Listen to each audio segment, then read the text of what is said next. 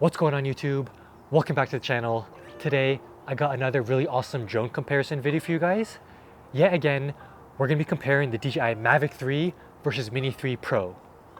So, I know I already made a video about this last week. However, I feel like I've been flying the Mini 3 Pro a lot more lately. And in addition, just the other day, I went out on the field with my homie and we flew our drones together, and he has the Mini 3 Pro. So I feel like I have a lot more insights on what the true differences are between these two drones are and which drone is for who. Firstly, we're gonna be comparing the remote controllers.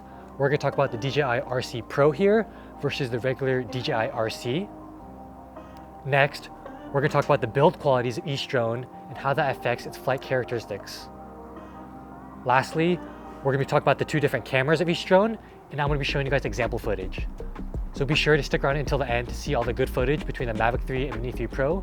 Also be sure to hit that subscribe button, it really helps out the channel. I'm almost at 1K now, so let's get it.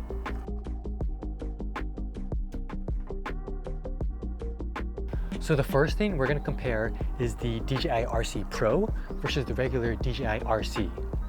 In my opinion, I think the remote controller is one of the most important pieces of the drone kit. The remote is what you interact with, and it's how you get all your shots, and it's really the main thing you're using while you're flying a drone. Obviously, once you set your drone, put on the right filters and take off, this thing is gone. So it's basically just you and the controller. So for that reason, I think it's really worthwhile to purchase a really high quality controller. And basically overall, I think the DJI RC Pro is light years ahead of the regular DJI RC. And every time I use it, I never really forget how awesome it is. I always appreciate the features. I appreciate how fast it is to set up, how quick it is to connect to the drone. Because before this, I was using the regular RC N1 controller with my iPhone 12 Pro Max. And although I thought it would be a good setup, it just takes way too much time to set up with that extra little cable. There's so many more moving parts. And in addition, once you start flying in like hot weather, the screen dims by about 50%. So it makes flying really hard to judge your exposure and also frame your composition when you can barely see the screen. Right off the bat, when you hold the DJI RC Pro, it just feels way more robust, and I really like the weight to it. It has a really nice hefty feel to it compared to the DJI RC, which feels way more flimsy, and it just feels way cheaper in general. Obviously, this is a $1,000 controller compared to $300 for the DJI RC, but I think the investment is well worth it. Not only does it feel awesome and look awesome, it also has a lot of pro features as well that really helps and serves professional drone pilots. For example, compared to the regular DJI RC, the RC Pro, you can actually fly a lot more and have a lot more range and penetration. As you can see here, it has really nice fold-out antennas, and in fact, it has a higher signal output compared to the DJI RC. In addition, you also have a nice HDMI mini out in case you want to connect to a client monitor or director's monitor to show them your feed, or a wireless video transmitter as well. And my favorite feature about the RC Pro is its screen. It's a really nice big screen, and it goes all the way up to 1,000 nits of brightness, which is really helpful since I'm always shooting out in bright lighting conditions. On the regular RC, it's about 700 nits of brightness, so it's not nearly as bright, and also the color fidelity is just not there. When I was flying my friend's Mini 3 Pro this past week, I felt like the colors were really flat. It looked kind of like a 720p feed. It did not seem clear to me, and overall, it just wasn't that great of an image. On the RC Pro, on the other hand, you have that full 1080p, 60 frames a second, OcuSync 3 transmission technology, and honestly, the image just looks so good on here. Especially paired with the Mavic 3, the colors look so vibrant, it's really crisp, clear, and you never get any skipping. It's always really, really low latency, which is awesome. And I never forget how awesome it is because whenever I'm flying, it's really nice to just see the true exposure you're getting to frame shots, and it makes filming so much more fun because I know that the shots I'm getting on here, like that's gonna be the end result basically. Like it just looks so good, and I just really love that feature about it.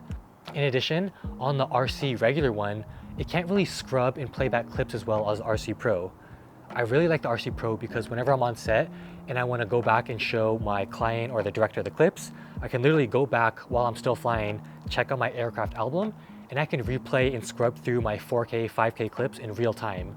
Doesn't matter if it's 60p, 24p, D-Log, you can scrub really fast in real time. It's awesome because I can go ahead, show my director and fast forward through clips and show them what I got. On the regular DJI RC remote, the scrubbing and playback is really not that good. Whenever you're trying to scrub through your footage, 4K, 1080, it always skips. You can't get a nice, clean, thorough scrub through your feed. It's always skipping and jolting between frames, which I don't like. Because if you're trying to show a director your feed, it's just not as smooth. So if that's important to you, I would highly recommend the DJI RC Pro. Next, one notable difference between the two remotes is the fact that you can actually use this as a regular tablet. It runs a regular Android system, and if you want, you can actually download Netflix and other apps on here.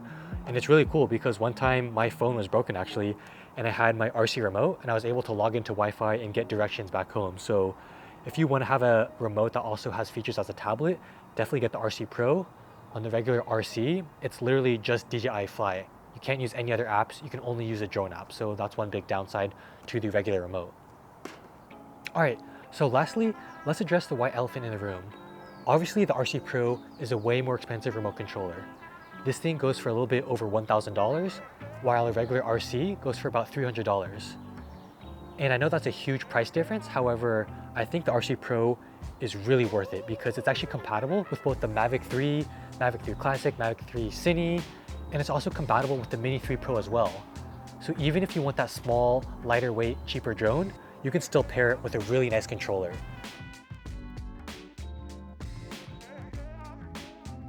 All right, next, we're gonna talk about the different build qualities between the two drones and how that affects its flight characteristics. So, obviously, the Mini 3 Pro is a way lighter, tinier, and cheaper feeling drone. It can literally fit inside your pocket, and it's really quiet actually, and I think that's one of its biggest pluses. If you're the type of person where you're always flying in crowds or you don't want to attract too much attention and you want to stay really low key, Mini 3 Pro is actually a really good option because it's just so much quieter and has a much smaller footprint than the Mavic 3. However, I think that's also its biggest downside. Since the Mini 3 Pro is so tiny, so plasticky, I feel like it feels way cheaper. When you put these two drones side to side, the Mini 3 Pro's build quality feels really cheap and flimsy. It honestly feels kind of like a toy drone, and I think that affects its durability as well. Just the other day, I was doing some real estate shooting with the Mini 3 Pro, and I was doing a shot where I start from inside to outside, and I accidentally nicked the side door and it kind of went tumbling down. The drone was fine, however, I think its most weakest component is the filter connection to the camera. It's literally only attached by a few pieces of plastic, and those things broke off really easily.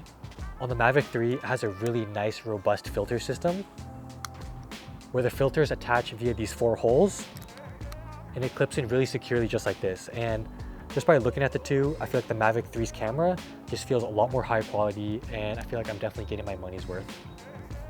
So aside from the aesthetics and build quality of each drone, I think the biggest difference between the two drones are how they fly. Since the Mavic 3 is a way more robust and powerful drone with its nice strong motors and big propellers, it makes flying in unstable weather conditions way easier and way smoother. The Mavic 3 is just inherently a way more stable drone, and since it has those nicer, more high quality and more powerful motors, it's able to compensate for wind a lot better. The Mavic 3 gets tossed around in the wind really easily, which messes up a lot of your shots, especially if you're flying in windy conditions like the coast or in a lot of nature areas up in the mountains, or maybe just the climate you live in is relatively windy. Since the Mavic 3 is just more heavy and has better motors, it makes the stability a lot better and allows you to get really smooth cinematic shots a lot easier. Similarly to how a lot of cinematographers like to rig out their handheld camera by adding a lot of accessories to it to give a nice smooth handheld feel, I think drone filming has the same philosophy. Since I have a much more robust, more powerful drone, I feel like I'm able to do smoother lines, like really precise, perfectly straight lines through the air, or really complex movements in smaller environments, because I feel like I can get a nice, constant speed to it a lot easier. So the last point I want to talk about in terms of flight characteristics between the two drones are the speed. The Mavic 3 can go way faster than the Mini 3 Pro. On the Mavic 3, you can go about 50 miles per hour, which makes it really awesome for doing a lot of chasing shots. If you want to do vehicles like cars, trains, boats, athletes, bikers, it makes getting shots like that really easy and really fun as well. In addition, when you're out flying in nature areas or those really big cinematic shots like up in the mountains, by being able to go faster in sports mode, I feel like it makes for more dynamic cinematic shots. especially when I'm really high up there, maybe 200, 300, 400 feet. By being able to go faster when you're up there, it adds much more movement and makes your image more exciting compared to going really slow. In addition, by having a faster drone, it makes filming a lot faster and more fun. Whenever I'm at a location or filming a house or doing cinematic shots in a really sick sunset area, by being able to have sports mode, I'm able to zip around to different locations really fast. Although I don't always film in sports mode, a lot of times actually I film in cine mode, but by being able to jump around from spot to spot super fast in sports mode, it allows me to save a lot more time and get a lot more shots because I'm always chasing the sun, trying to pull in as many shots as I can before that sun dips. So by being able to go fast, it not only helps for getting cinematic shots, but also it helps you save time while you're out flying. As a matter of fact, since this drone is so fast, you're also able to get FPV-like looking shots.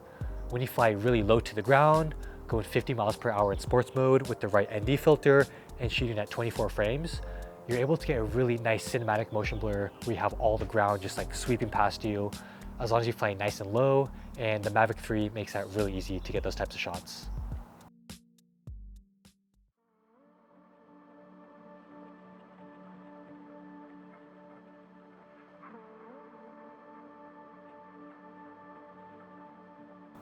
So for this last part of the video, I want to discuss the camera sensor between each drone. As we already discussed, the drone itself, its battery life, its build quality, its flight characteristics are so important. However, the sensor, I feel like, is what truly defines the drone.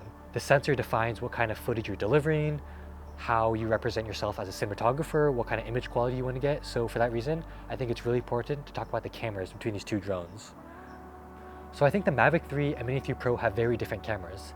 The Mavic 3 is definitely geared towards more professionals, while the Mini 3 Pro, although it can be used for professional work, it's definitely geared towards more content creators and more beginners.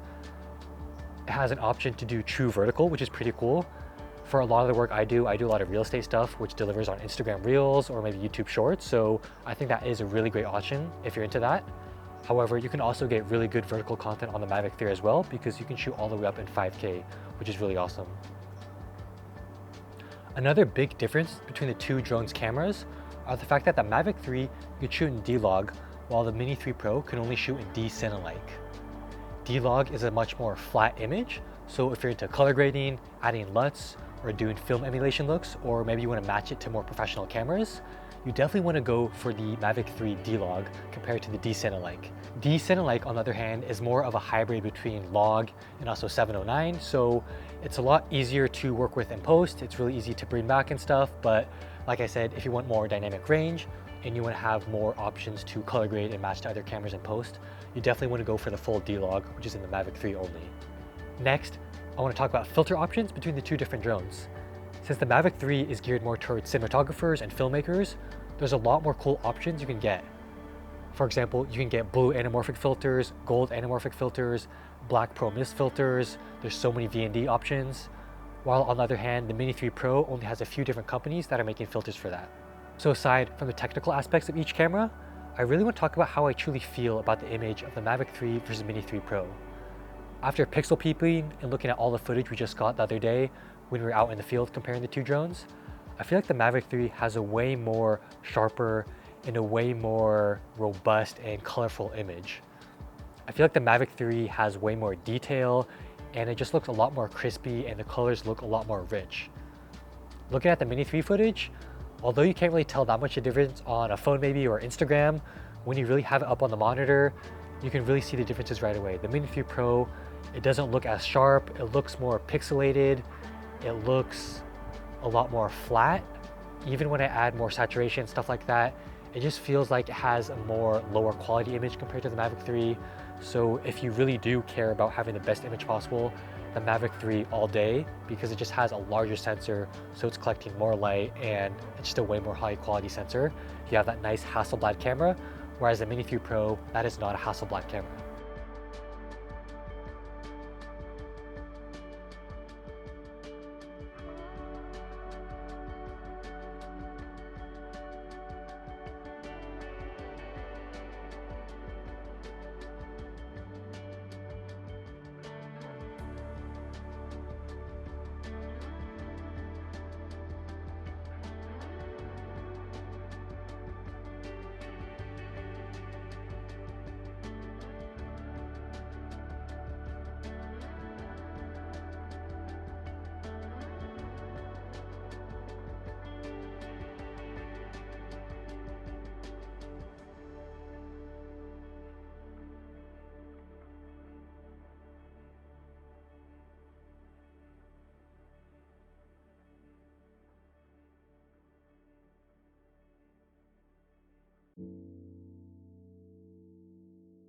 So although the Mavic 3 does not offer true vertical like the Mini 3 Pro, it does have a cool 7x zoom lens on top right here, which is about 162 millimeters focal length equivalent.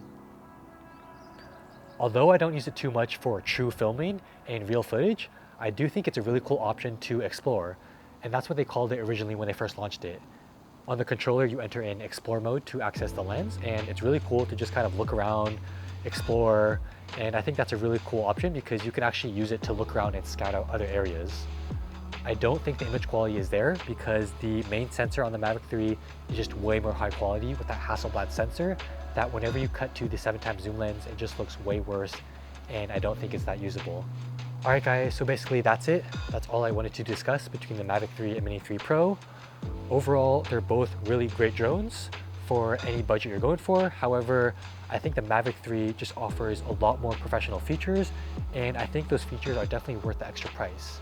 So overall, the Mavic 3 and Mini 3 Pro are both absolutely amazing drones.